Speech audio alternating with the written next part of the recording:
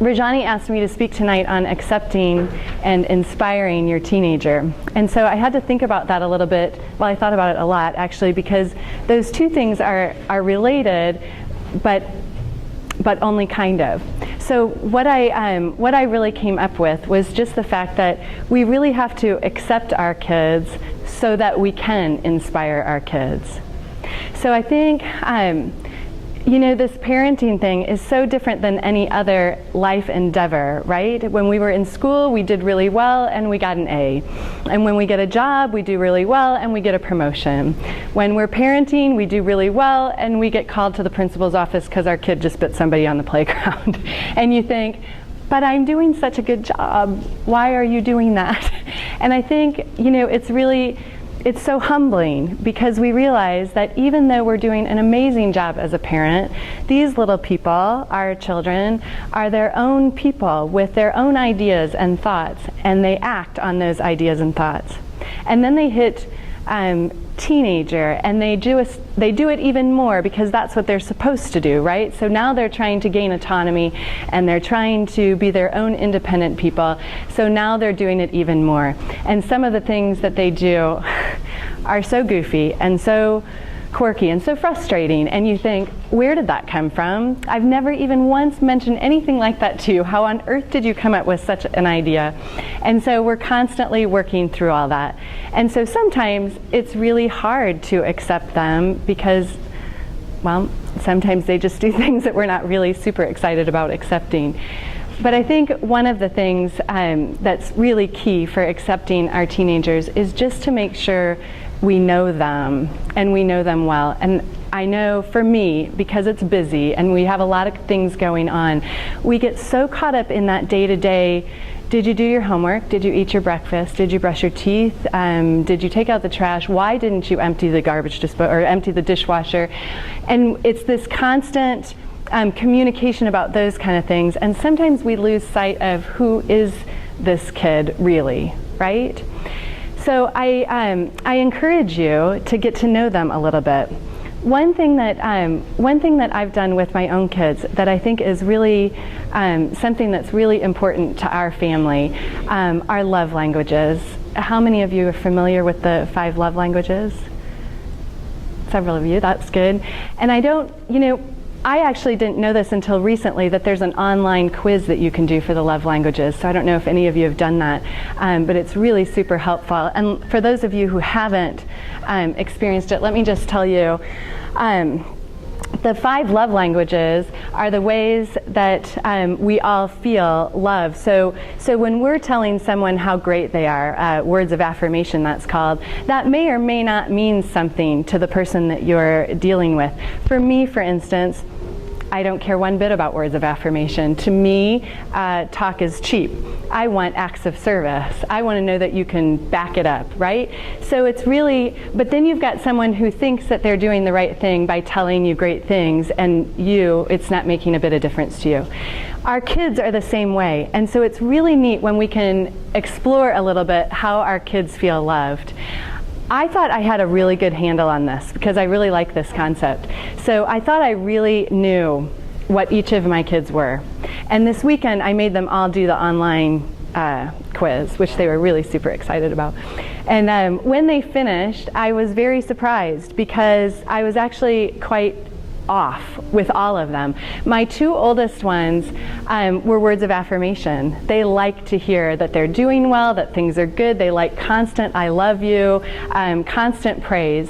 And I really thought it was going to be acts of service, and it wasn't. That was much farther down the line. My little 2 were the same, and theirs were quality time.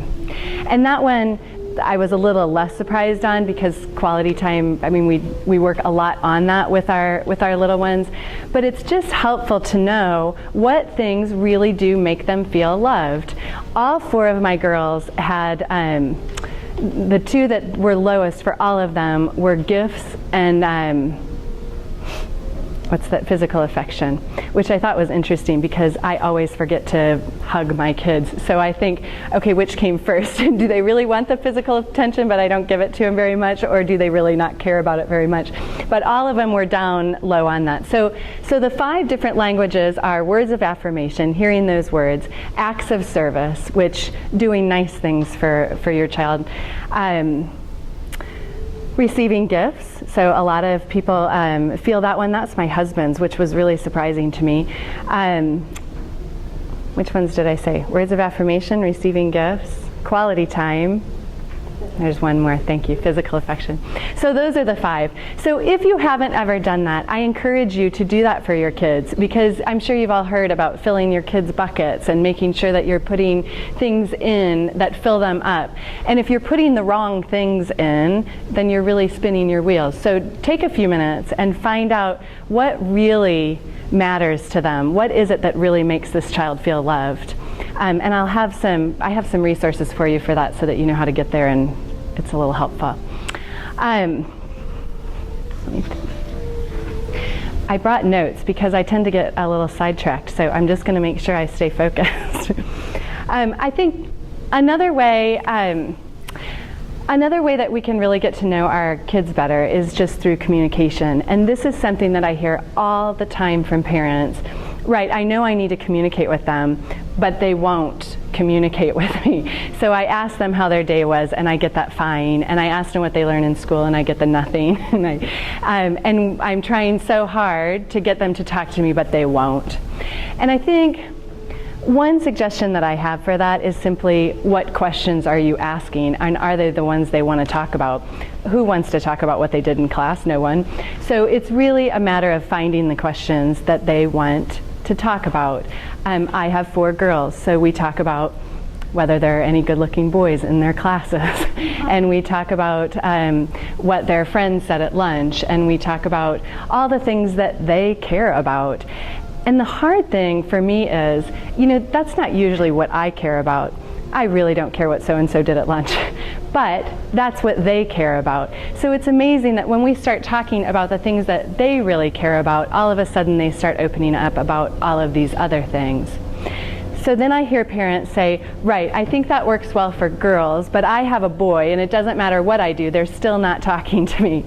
And I think I have a mentor mom who I just talked to all the time when my kids were little, and she had 5 boys. I nannied for them all through college, and I loved their family. And she told me once that the best way she knew how to get those boys to open up to her was to take them out for sushi.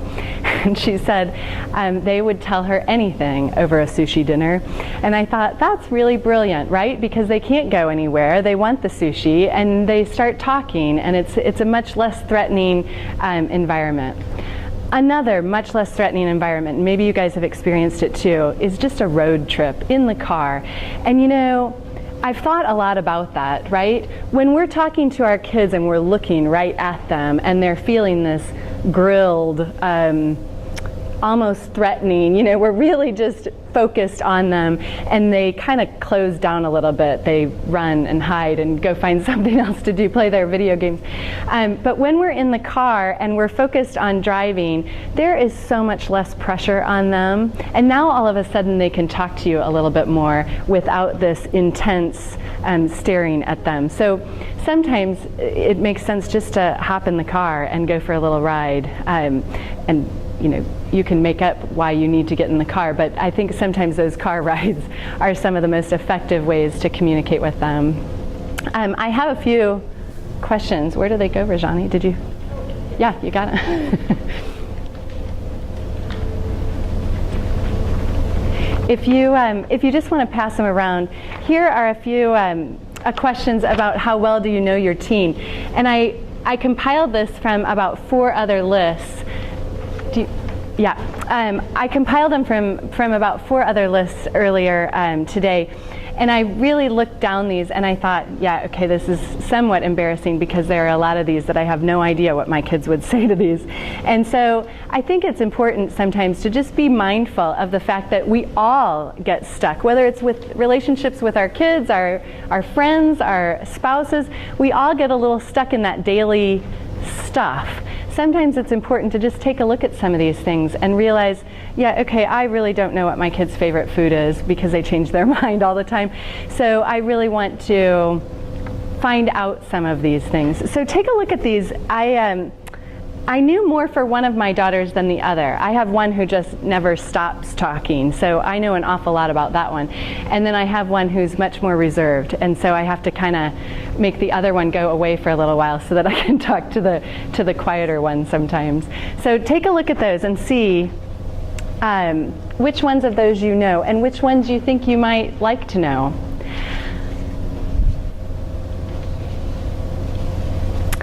I think one of the hard things about getting to know our kids is that sometimes maybe we don't really want to know all of the answers, right? Like sometimes we have these really big hopes and dreams for them, and so sometimes their answers are a little off to what we really wanted them to say. So I encourage you to be open to what they have to say, because sometimes they're just experimenting with those ideas, and sometimes they're just saying some of those things to get a rise out of you. And I've experienced this so many times with my own kids, with some of the things they come up with.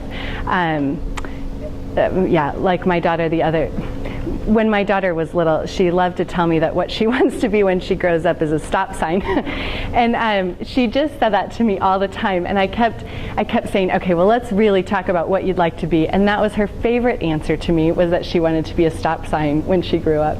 And I know that she did it because she just really loved my reaction on that.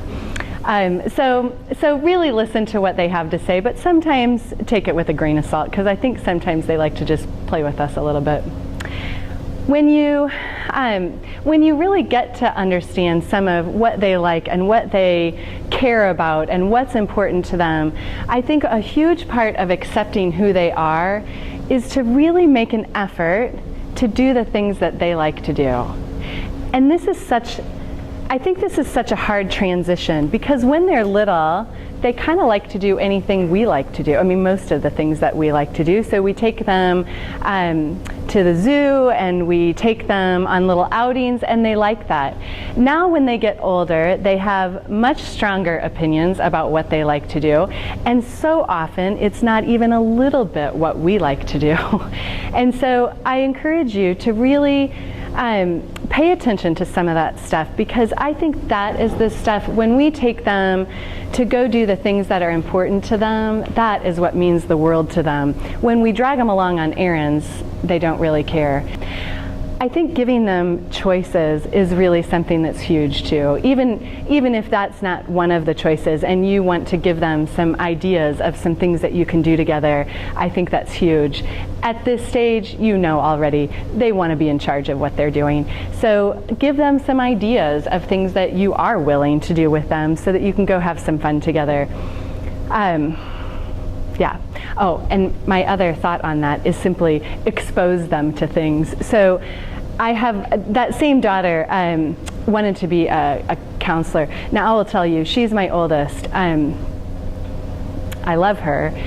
She's very frustrating to me because she's very artistic. I'm not. I'm very logical. She's very artsy, real flighty. She told me once that the reason her room is so disgusting is that she's an artist. And don't worry, because she talked to her art teacher, and her art teacher said that's okay because artists are just sloppy. And I thought, that's sweet. Clean your room because I can see the bugs coming out from under the door. So it's really, she's like that. She's just a little flighty. She told me that she wanted to be a counselor. Now, I think that's a great thing, but I know it's not a great thing for her. She doesn't listen to anything anybody says. There's no way the child could be a counselor. So I let her go with this idea a little bit. We did a little research. We explored that a little. We talked to some counselors. And luckily, she came to the conclusion that she would be a horrible counselor. And it was really a funny conversation because she said, you know, Mom, I don't think I'd be a very good counselor. And I said, really? Why? Why do you think that? And she said, well, I just don't like listening to people's problems all the time. I said, right. Yeah, that's kind of what I thought. So then she decided that she wanted to be an architect. So we set up some classes. She went and did some classes. She did these awesome designs. She's artsy, so I thought, this is perfect. This would be perfect for her. She designed these buildings. She got them put in the, the Scottsdale Contemporary Art Museum, part of their display thing that they did for kid architects. It was really cool. So I was really excited. She started in the drafting class here, and she came home last week and she said, I really hate it.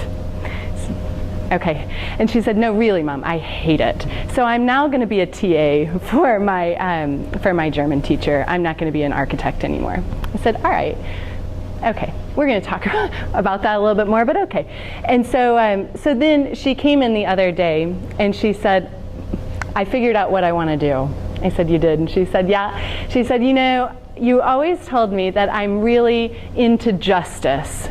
I said, well, that's true. Yeah, you've always been about making sure everything is just. That's, yeah. And she said, that's what I was thinking. So I thought, because I'm so into justice, I think I'm going to be a police officer. Okay. And we went right back to the counselor. I did in my head. I thought, oh, that child. She's, because she's a little artsy and flighty, she misses a lot going on around her. And I thought, oh, that she could never be a police officer. But we're going to go with it for right at the moment. So my point to the whole thing is, I let her come up with these ideas, and I let her explore that, and then we go check it out, and we go see, is this really what you want to do? Well, let's see if it's what you want to do. And usually she comes to her own conclusions about these things, and it's kind of fun, actually. It's one of the things I love so much about teenagers, because it's all right there in front of them, right? And sometimes I feel the same way. Sometimes I think, okay, what do I really want to be when I grow up? And then you get this big list. So it's all right there in front of them. So let them explore that a little bit and expose them to a lot of different things so that they can come up with stuff. I think once you really get to know them, once you know that some of these things change and you really start to accept them for who they are, at that point, you can really start to inspire them. I want you just to think for a second about someone who inspires you and what are some of the characteristics that that person has. Can you think of someone? So someone who inspires you to do something, what are some of their characteristics? Are they successful? Are they compassionate? Are they kind?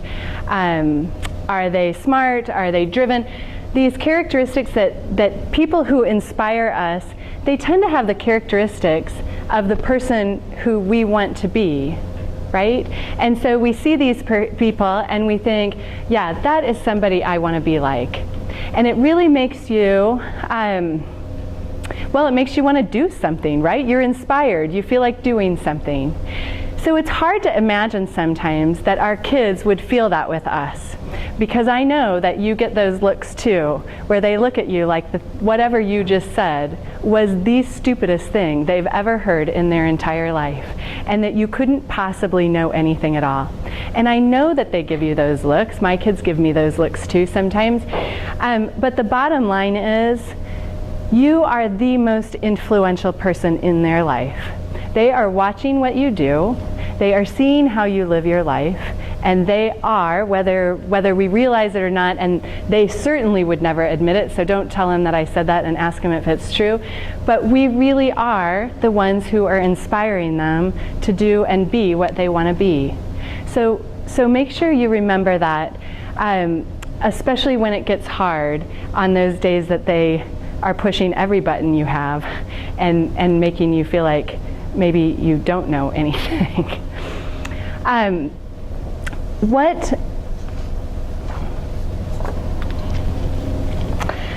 One thing that I wanted to mention to you about when it comes time to inspire our kids to do something, probably you've read before the 7 Habits of Highly Effective People, the Habits of Highly Effective Teens. And the first thing that you always see is be proactive, be intentional. And what I encourage you is, when you're trying to inspire your child to do something, to be the best person they can be, to be the best version of themselves, right? That's what we really want, isn't it? When you're trying to inspire them to do that, I encourage you to be intentional with that. Know what you're trying to accomplish rather than I'm just trying to help this kid be a better kid. Let's talk about how to be intentional. One thing that I like to do with my girls is make vision boards. Now, I know that there are some kids in this room of yours who would never do such a thing, but if they would, this is something that my girls and I do every year. We make these vision boards together. I brought mine because they didn't want me to bring theirs. We talk about the different areas of their life and we figure out what they want, right? So we talk about school and we talk about home and we talk about friends and we talk about what college they're thinking about going to, what they want their grades to look like, what kind of classes they want to be in, what are some of their dreams, what's somewhere they want to go this year. We talk about all of those kind of things and we explore those things. They go and print pictures. I know if you look up how to do vision boards online, they'll often tell you to use magazines, but we get really frustrated because we can never find the pictures we want. So we go Google them instead and find them quickly. And then we print them off and put them on our boards. So this helps us be intentional. The reason that we do it every year is that I'm always telling the girls, if you don't think about what you want to do and who you want to be, you're just going to wind up being whatever happens to you. You have to be intentional. You have to think about what it is you're trying to accomplish. So this helps us a little bit because they put it in their rooms or in their bathroom where they can see it, and we get to be intentional about how we're living and what we're trying to accomplish. Okay, so those of you who have kids who would rather die than sit at the table with you and create a vision board, first of all, I would try it anyway because some of them surprise you. Even some of those kids who you wouldn't think they would ever do it will do it because it's kind of like arts and crafts back in kindergarten, and some of them miss it even though they won't tell you they do. But if you can't get your child to do it, you can still accomplish this same thing with them. You can still figure out what it is they're trying to accomplish. One of the frustrations that I hear from parents all the time is that they can't get their kids to tell them what they want to do. They're really not sure what they want to do. And the thing that I've experienced over and over is that, first of all, I think one of their biggest struggles is simply being able to articulate what it is they want to do. I think they have a hard time putting that in words sometimes, especially our 9th and 10th grade boys who just have a really hard time with that kind of stuff sometimes. And so I think helping them with that, helping them get the words is sometimes helpful. So for instance, I noticed that you really are into taking pictures. You've been posting a lot of stuff on Snapchat and Instagram and whatever. And I'm thinking maybe you'd like to be in the photography club. Okay, so you know that if you say that and they think that's the dumbest idea, they're going to tell you, right? So they're going to say, I don't want to be in the photography. That's stupid. I'm not going to be in the photography club. So at least you've got an idea, but it also gives you a jumping off stage, right? You've already started the dialogue. So now you can say, well, what is a club you want to be in? Because I think there must be something. Hamilton offers a million things. What's something you want to do? And so being able to just kind of talk about that a little bit is sometimes helpful, and giving them the words to use is often helpful. The other thing that they sometimes struggle with, and I'm sure that you see this, is that a lot of times they won't tell you what they want to do or what they want to accomplish because they're really afraid that if they can't pull it off, you're going to be disappointed. And I think that's something that I think so many of our high school kids struggle with, because whatever they've failed at, whether it's a class in school or something that they've attempted and they've tried to do it, they want to impress us. They want us to think that they're great. And so when they have a failure like that, it affects them, it hurts them.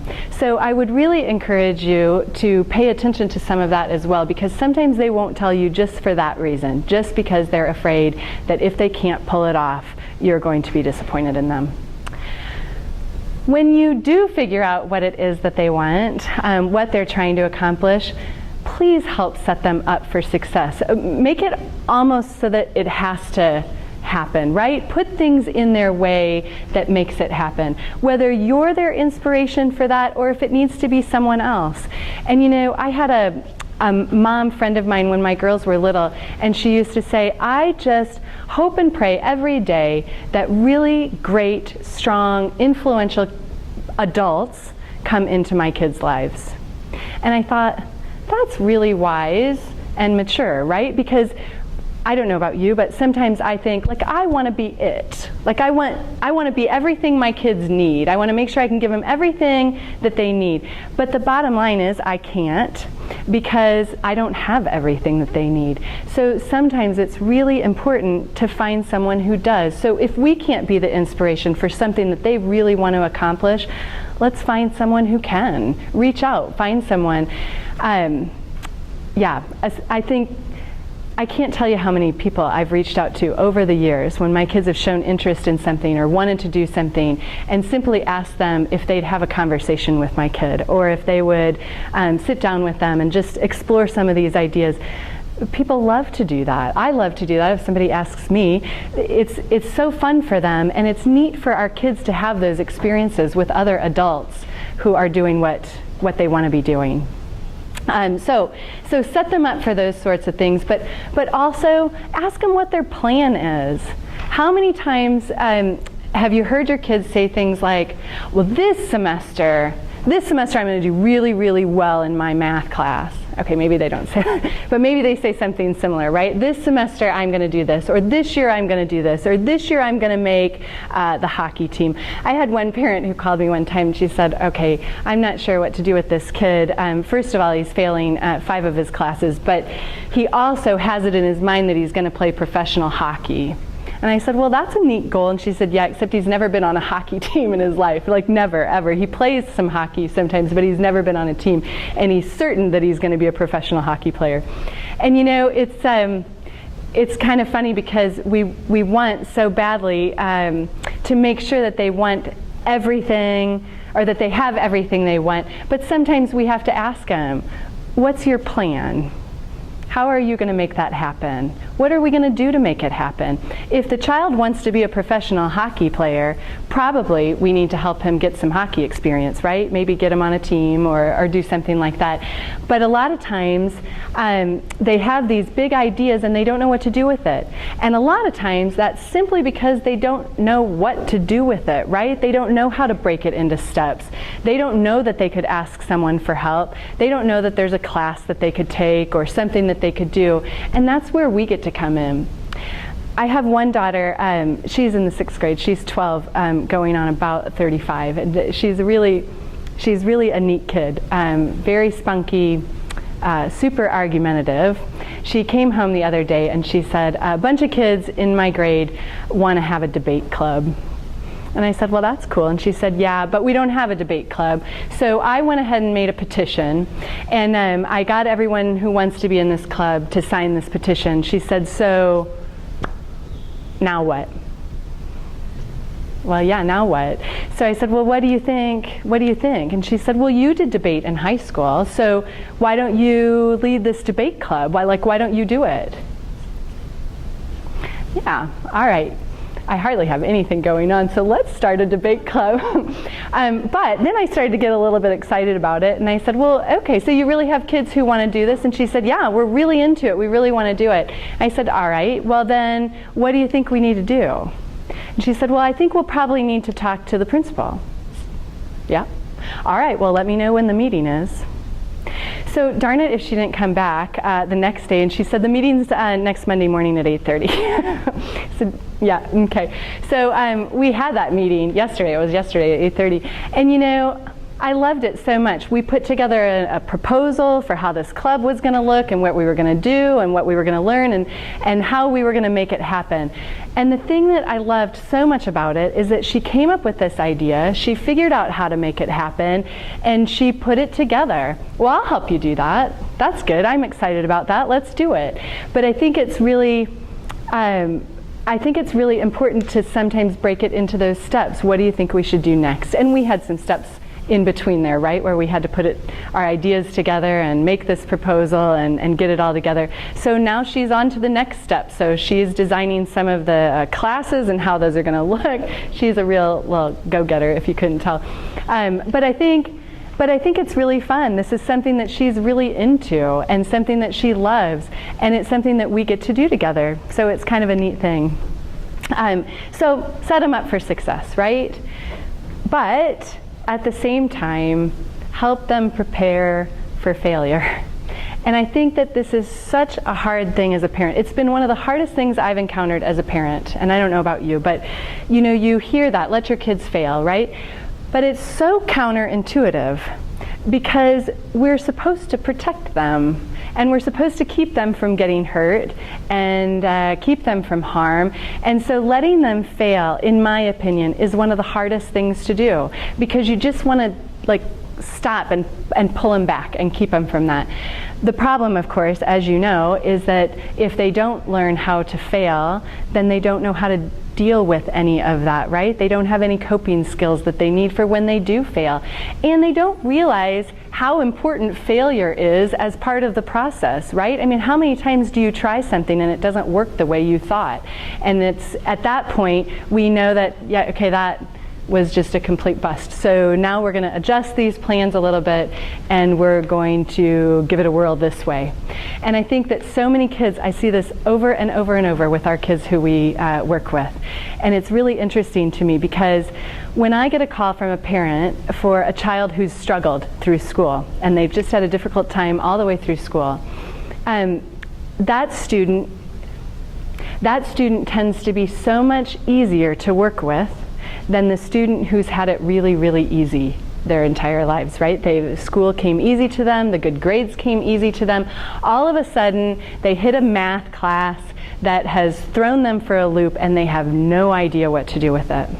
And I think, you know, a word of caution here, and you've probably heard this before too, but really make an honest effort to praise the effort, to praise their effort rather than their talents and abilities. Because the problem is, and what we see over and over, is these kids who've done well their whole lives identify themselves as being a smart kid, right? They're the smart kid.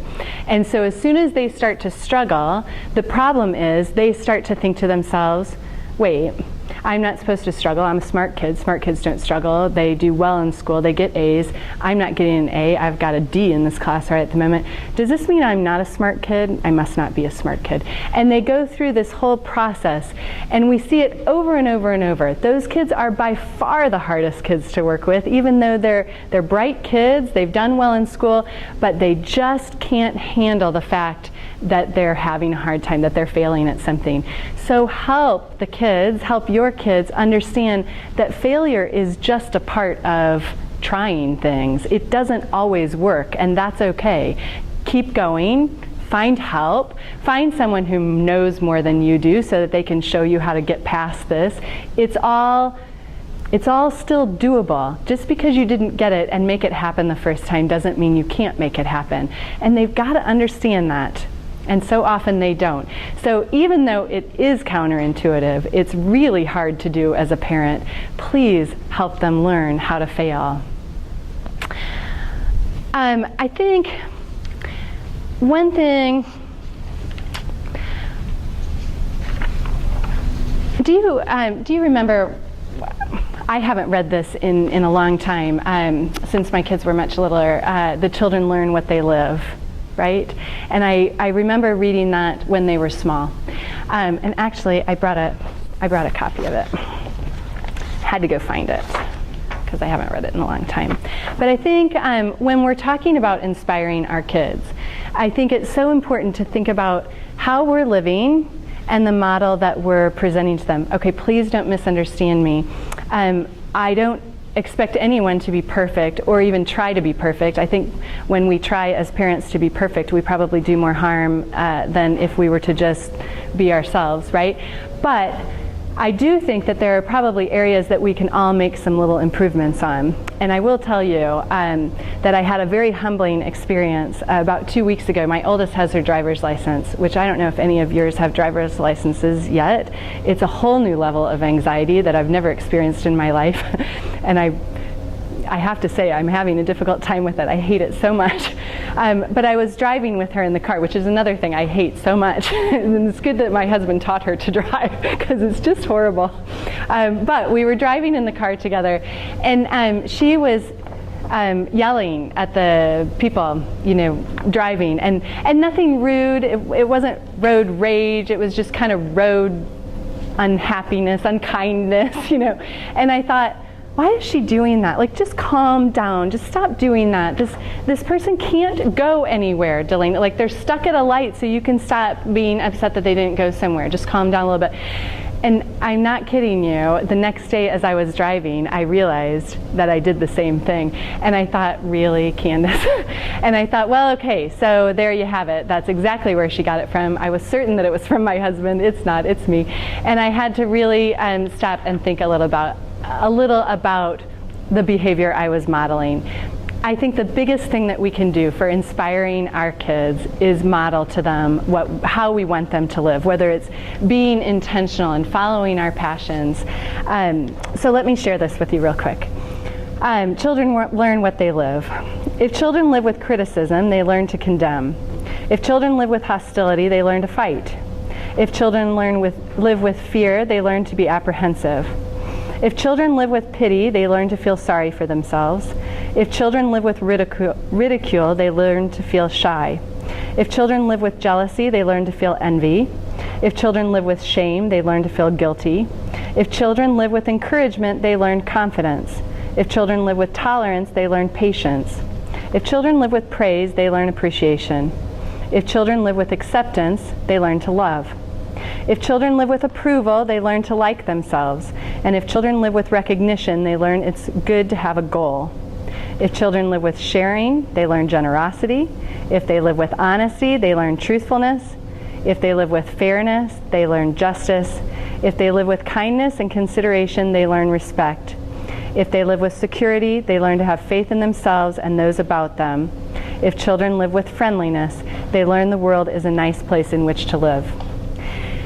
I used to read that all the time when my kids were little, because it's easier when they're little to see how much they're looking up to you. I mean, they literally look up to you. At this point, 3 of my girls are taller than I am, which is really hard for me, because when the first one was taller, I could make her stand down on the end when we did family pictures, and I'd make the little ones come stand closer to me. But now they're all getting taller than me, and so I really have to face the fact that all of these kids are so much bigger now.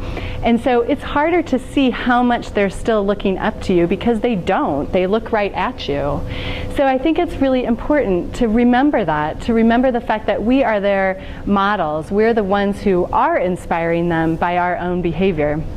So I think when I was looking at just what is inspiration, what's inspirational, right? I took a few notes on some of the things that could be inspiring to them. Like, for instance, being authentic, being your real self, right? So not trying to be perfect, but just trying to be real.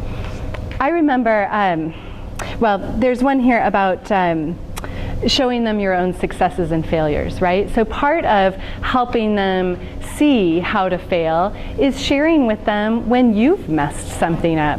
And I know for me, my parents were great people. They were not from a generation where you apologized for anything. And so I don't think I ever heard my parents apologize to me for anything. And I think it's so important when we mess up to tell our kids that we're sorry and show them how to do that. Show them how to take responsibility for what they've done and try to make it right. But I think one of the most important moments for me as a parent was, I'm from Colorado Springs. There was a big scandal in Colorado Springs maybe, 10 years ago or so.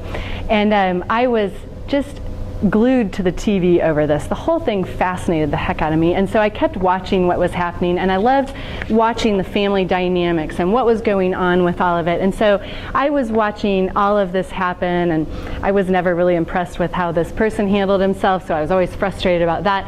But one day I watched an interview that they had with the oldest son. And it just so happens that this person was a pastor of a church, a large church, maybe 10, 12,000 people in this church, right? So very prominent figure in the community. And the oldest son shared with the interviewer about how his dad, his whole life, had been so unapproachable because he had this image to uphold all of the time, right? So as kids, they always saw him as being so perfect. He was always up on a pedestal. So what he always said was, you know, they could never come to him with any of their problems because he was so unapproachable. And so when this all happened, and I thought this was so mature of this kid, he said, when this all happened, it was one of the best things that ever happened to our family, to us kids, because all of a sudden we realize that our dad is human too. He screws up, and now we can tell him about when we screw up.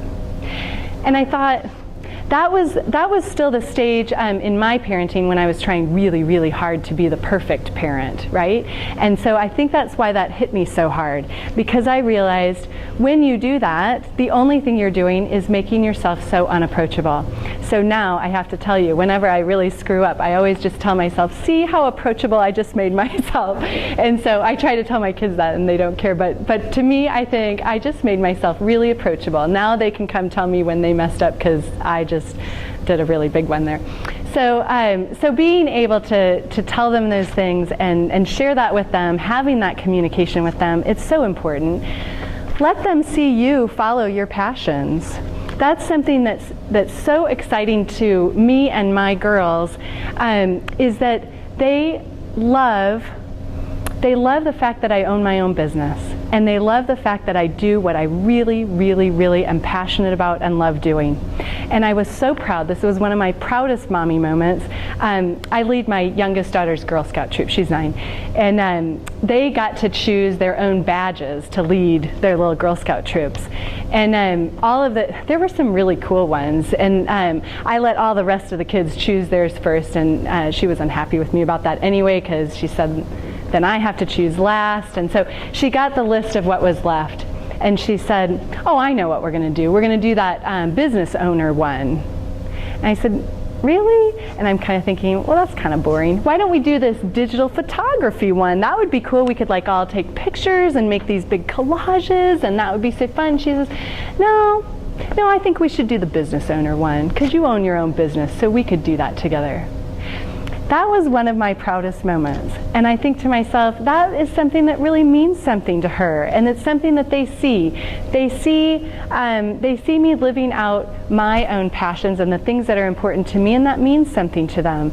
So that's something, I've already told you, I screw up plenty and I yell at the drivers, but that was something that I really did feel happy about, that I was doing a good job with modeling some of that behavior. So let your kids see you do something you're really passionate about, whether it's your job or anything else.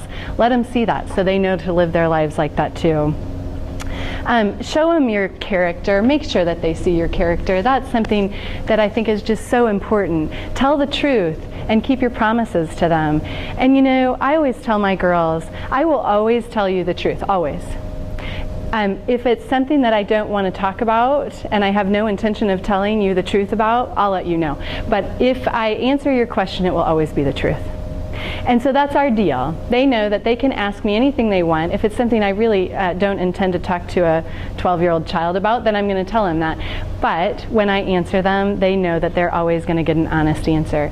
I think that that's really a way to build a mutual respect. We want the same from them. And of course, you know, they're in this teen years, right? So you're always wondering if you're getting the edited for the parent version of the story.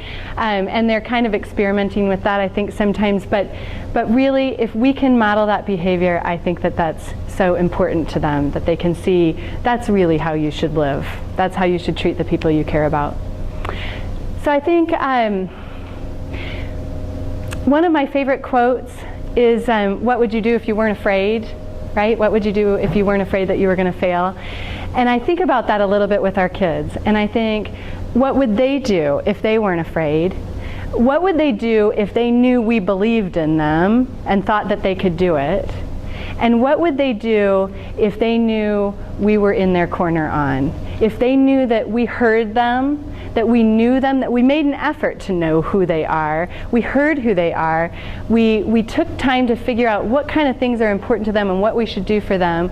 We heard what they want, what they're trying to accomplish, even when we don't like it. And let me just make a really quick word of caution too. When they tell you what they want, just please be careful of your reactions, because they're watching, and when they see you react in a way that they think you didn't just like what they said, they shut down. So be really careful even when they tell you something that's just not something you want to hear, whether it's what they want to do or some other thing. I can't tell you how many times my girls, especially my oldest who talks all the time, the stuff that she's told me that I just want to start crying. And you can't, right? Because I want her to keep talking to me. So just be really careful with your reactions to that. So what would they do if they knew that we were really supporting them and really making sure that they had what they need to be successful, and that we were there when they failed to help them figure it out, pick it all back up, and try again?